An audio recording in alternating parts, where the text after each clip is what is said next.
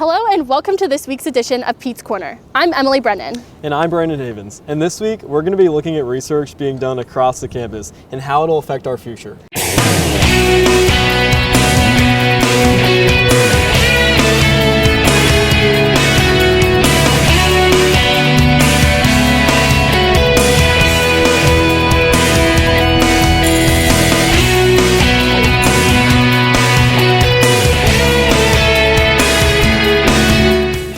But before we can jump into the actual research, we first need to know why research is such an important part of OSU. I sat down with Vice President of Research, Kenneth Sewell. As a land grant, people sometimes say that our mission has three parts. Our mission has three aspects, and to me they're all connected together, which is the research, the instruction, and the extension or the outreach that connects that research to the communities. And without one, there's no point in the other, to tell you the truth. So they're really all interconnected. And so research in a land grant context is just where we have research in all areas, but we pay a lot of attention in a land grant to how to translate that research where our communities can make use of it. What I think is the most exciting implication of the research at OSU is that it keeps the brightest minds possible at OSU training and educating OSU students, and it also brings the next generation of those bright minds to our society and to our culture. And that's an often overlooked aspect of research, but when we keep our faculty excited about their research areas and we keep them engaged with each other in doing research, that produces publications and maybe inventions and technologies, but it also produces a level of excitement and engagement with the students that you wouldn't get at a college that didn't involve that level of research. I think that's the biggest implication. Now that we know that research is such an integral part of the university, let's start off by looking at some research that's looking into the future. There are currently studies going on that are looking into the minds of infants. We have reporter Josh Wagner there with the story. Every graduate student has to do research to get his or her degree, but one psychology student is working with people who can't even talk. Graduate student Evan Jordan graduated from OSU back in 2012 with her Bachelor's of Science in Psychology and is now working with Dr. David Thomas, a professor at OSU, in the Development and Psychophysiology Lab. Specifically, Jordan is studying whether infants are able to empathize. And so previous studies on contagious crying have found that infants will cry in response to the distressed cries of their peers. But if it works for crying, then Jordan says maybe it'll work for laughing too. You know, if we're looking at emotional contagion as being a precursor or a building block to empathy, then it would only make sense that it also occurs in positive emotions. And so we looked at infants' ability to catch the laughter of their peers. Unfortunately, Jordan says the sound of laughter isn't contagious to infants. However, she says that laughter did cause infants to smile more than the control did. Jordan is also working on a study that observes an infant's ability to recognize fairness. In the study, infants are shown two puppets who receive different amounts of resources and are observed to see which puppet receives more empathy. But what she found was something different than what she expected. Just evolutionarily speaking, you would think that they would want to align themselves with a greater number of resources. However, we do so much research on empathy that there's this entire other emotional aspect that infants may actually be feeling bad for or, empathizing with somebody that's been treated antisocially. Jordan says these studies are done to determine whether children and infants are able to socially evaluate each other and whether these behaviors are innate or learned. For right now, Jordan says she's taking graduate school day by day and hopes to teach her own psychology class at one time. For Pete's Corner, I'm Josh Wagner. Depending on the way the research turns out, we could be changing the way that we raise and interact with our children.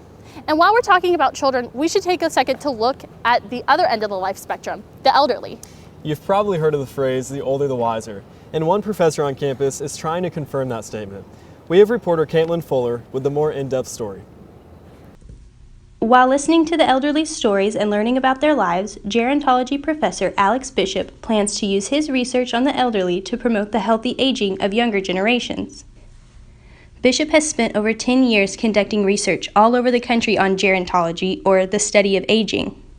His current research has shown those who felt more fulfilled in their young life aged healthier and are happier with their lives today. Through his research of the elderly, Bishop gains helpful insight and knowledge for, quote, positive aging, end quote. He then hopes to take his research and use it to improve the lives of young people. That's essential. How can we help people who are younger maintain a sense of that they're doing well and that they're able to flourish and age well? That's the important thing. So what's Bishop's biggest problem? Finding a population. People old enough to fit the criteria and willing to interview are scarce. Looking for sources wherever he can, Bishop works with countless groups, from nonprofits to extension offices, finding his potential resources. Aside from his research, Bishop teaches several HDFS courses. Department head Sissy Osteen says his enthusiasm for gerontology can be seen not only within his research, but in his classrooms as well. He's very amiable and kind and thoughtful, and he cares a lot about the success of the students and spends a lot of time making sure that they're getting what they need to proceed. Even after all this time, Bishop's passion for gerontology has not changed, and he says his favorite thing about his research is meeting people and hearing their stories. Generally, what we're finding initially is that engaging in kind of a life review, oral life history, talking about one's life and the historical aspects and the achievements and the sufferings and the hardships, you name it, seems to be linked to a better, or I should say improvements in feelings of self, kind of like a self-redemptive quality. Undergraduate and assistant to Bishop, Sarah Pappen, says hearing all the stories from people who have lived a century is what makes their research interesting.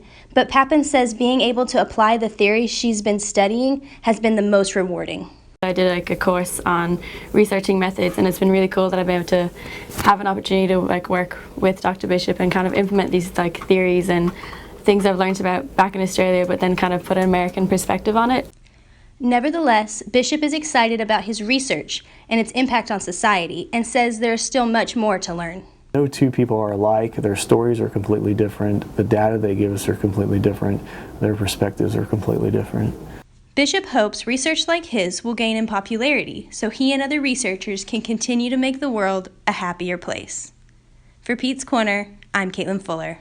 Gerontology has not always been a popular field of research. Researchers have been working diligently, though, to try and change that. And research like Bishop's have the potential to make great improvements that can span generations. As generations come and go, science is always pushing forward and discovering new things. Let's head over to the microbiology department, where some undergrads and professors are making new discoveries. I sat down with Dr. Hoff, who's in charge of an award-winning genome mapping research project using both professors and undergrads. So in that lab, which lots of students take, 260 students per semester, and they take an environmental sample from Theta Pond, or we give them an environmental sample, and the students learn basic microbiology techniques. In this case, they isolate a novel bacterial strain, and then on campus with the Animal Disease Diagnostics Lab, we send all the colonies over there. And the software of that instrument tells us, is it a new organism or a well-studied organism? If it's a new organism, like undergraduate research assistants extract the DNA, we ship the DNA off to a core facility for genome sequencing. The new data is then given to a class where students are taught to analyze genomes. From my point of view, the exciting part is the homework assignments. And step by step in the homeworks are not just homeworks, the homeworks are really new, novel science. And so the answers to homework 1, 2, 3, 4, 5, when you put them behind each other, is basically a genome annotation and analysis paper. So we have a whole, a rapidly growing stack of publications. It was recently discovered that millions of microorganisms have never been studied. It's Dr. Hoff's hope to help with the mapping of this undiscovered territory. And so it's great for this project because there's so much biodiversity totally remaining to be discovered. Mm-hmm. So one long-term impact, and what we're trying to get better and better at, is how completely strange and interesting and novel are the organisms that we can ask students to fish out. The professors and undergraduates have already discovered new organisms and say they will continue for as long as possible. That's some groundbreaking work. Now let's sink our teeth into some research about food. And really, who doesn't like some good food? I know I do. But do you know what kinds of bacteria could be potentially found in your food if researchers don't take the necessary steps to control it? Our own Samantha Semner went in to give us the details. Have you ever wondered what the process is to make sure your food is bacteria-free?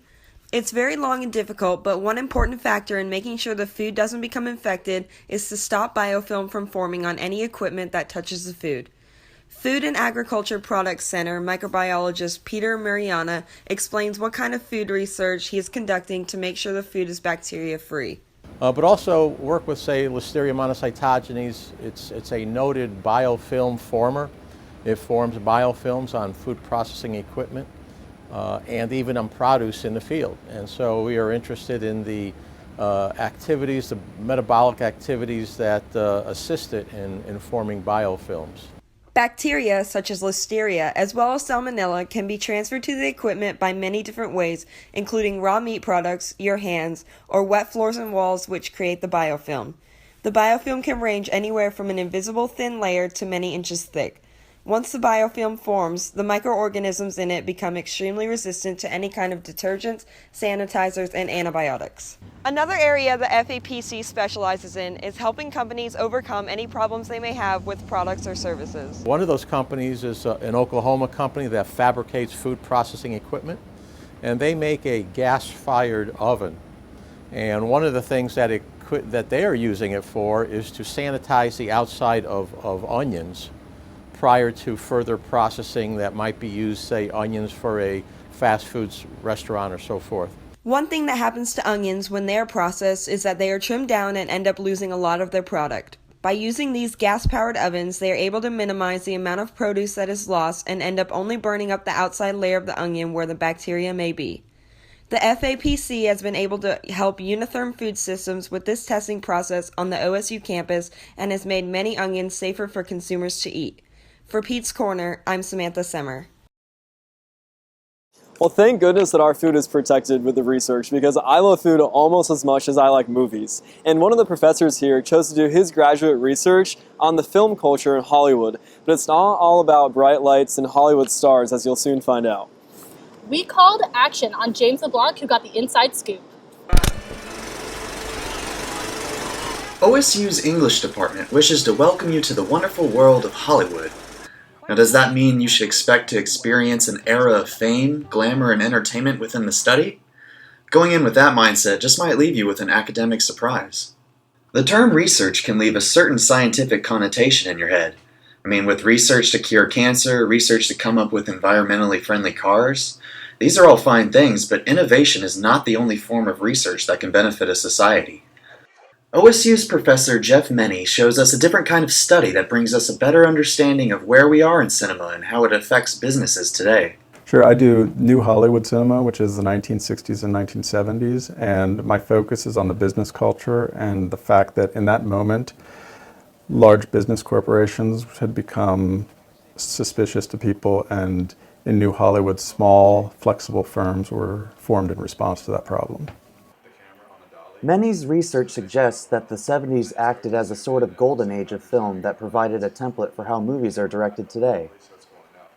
Because it didn't just try to do it, it succeeded. It changed an entire genre and it made a film genre. You can't understand today's movies without understanding that period, because that's the period when the idea of the movie franchise was established. And today, all we have is franchises. All the big studios, Warner Brothers, they need to have their franchise, their silo. It makes me think that there's not a whole lot of individuality in them. I love films nowadays, but I find myself loving most the films that come out that remind me of this period, like The Nice Guys, for instance. Delving this deep into an artistic business may seem cynical, but Professor Meny leaves us with one important point. Making money out of art can't be reduced to a formula. From Pete's Corner, this is James LeBlanc. You know, I've always enjoyed going to the movies, but I don't know if I'd want to get involved in the business side of things. Well, not all business is bad when it comes to entertainment. One librarian is using an uncommon medium to not only entertain us, but to also educate us. We're going to head over to the library where Sam Stockard is going to turn the page for us to learn more. When someone thinks of comic books, they might think of kids staying up late with a flashlight reading Superman or Batman under the blankets. which isn't far from the truth. Matt Upson, director of undergraduate instruction and outreach at the Edmund Lowe Library, did read comics like that growing up. Then, once he got older and became a librarian, his focus shifted to different kinds of comics, and then began his crusade to grow the comic book collection at the library he worked for. At previous institutions, I was able to work on those separate collections, and we had a lot of success with those. Students coming in and really browsing the collection, finding something they enjoyed, talking to each other about it, and asking us for more content. Once the collection of graphic novels was developed, one of his student employees, Michael Hall, proposed an idea that they publish their own comic books, but with a different angle. They would make comics with the goal of increasing engagement with library instruction. These comics would focus on showing students how to use the library resources in a more graphic and engaging way. So a lot of our library instruction, sometimes tends to be maybe tedious, maybe a little bit boring, just because of the topic material, the content, and so we thought that comics might be a way to increase engagement with library instruction. And so Mike, my student worker, he illustrated and we co-authored this short comic book. But Matt and Mike didn't stop there. They went on to publish 3 more independent comic books and then a graphic novel in the form of a textbook, all with the goal of getting students to utilize the library to its full potential. But is this something students need? I know that it goes from 0 to 99. 999, I mean, and I know that each of the hundreds are split into different sections. Is it something they would use? A graphic novel explaining the resources? Yeah, I think if it's entertaining in a way to actually explain it and show its usefulness, then it would definitely be useful. There is a need and an interest, which is exactly what Matt and Mike saw. In this day and age where information is accessible very quickly, very easily, but it's not always accurate, being able to find and use and evaluate that efficiently and making their tasks as students and as citizens much easier, more efficient. Matt and Mike set out to get college students re-engaged with graphic novels at a small community college, and they ended up influencing the way people all over the country utilize the library and information on the web. No new projects are currently being developed by this dynamic duo, but they are always looking towards the next adventure. For Pete's Corner, I'm Sam Stockard. Finding ways to get students engaged in material they can also learn from is never an easy thing to do. I'm glad people are still finding innovative ways to do it. And while that is helping the development of students in learning, sociology is researching the development of the human society. That's right, and our reporter Rachel Cordy takes us inside the mind of a sociologist who can tell us why our reactions to man-made disasters are so important. In Oklahoma, we normally think of a disaster as a natural disaster, like a tornado or flooding. But Dr. Duane Gill researches man-made disasters, like the Exxon Valdez oil spill in Alaska and the BP oil spill in coastal Alabama. Dr. Duane Gill is a professor here at Oklahoma State University. His research interests include environmental sociology, sociology of disasters, community, rural sociology, social impact assessment, and the list goes on. Right here inside Murray Hall on OSU's campus is where Dr. Duane Gill conducts his research. This is where he turns his thoughts into action. As a sociology professor, Dr. Duane Gill seeks to understand the community's preparedness for, response to, and recovery from these types of man-made disasters, as well as ways to enhance disaster resilience. After the BP oil spill, BP didn't want to go through the same kinds of long litigation that Exxon engaged in, so it really helped inspire or motivate BP to try to settle early. Many people don't know much about oil spills because they aren't as common as other disastrous events, but they are just as important, according to Dr. Duane Gill, Tanner Wiseman, and Trail Gardner. Oklahoma is a state that depends a lot on land, on nature, on agriculture, and all these things are tied in to the kind of work that we're doing. you know, it's always in our face, it's always relevant. It's so salient that the problems like in our world and the disasters are happening, so we react so strongly because of that. And because we are a young generation, we have that vitality, we have the desire to see the problems and to fix them. Dr. Duane Gill uses his education skills to inform and bring importance to man-made disasters. Caring about and at least knowing more about these types of disasters makes a difference for our society. Reporting for Pete's Corner, I'm Rachel Cordy. Thanks, Rachel, for showing us why Oklahomans should pay a little more attention to man-made disasters. It's something important to think about, just like recent politics. And Callie Bateman is taking us to the polls to see who's showing up to vote and why. When people think of cutting-edge research at Oklahoma State, they often think of science and technology. But one project with big implications is taking place in Murray Hall under the Department of Political Science. Dr. Joshua Jansa is studying the contributions that labor unions and interest groups make to political campaigns, and how that is shaping not only policy, but the future of American politics. It's a little bit of a game changer.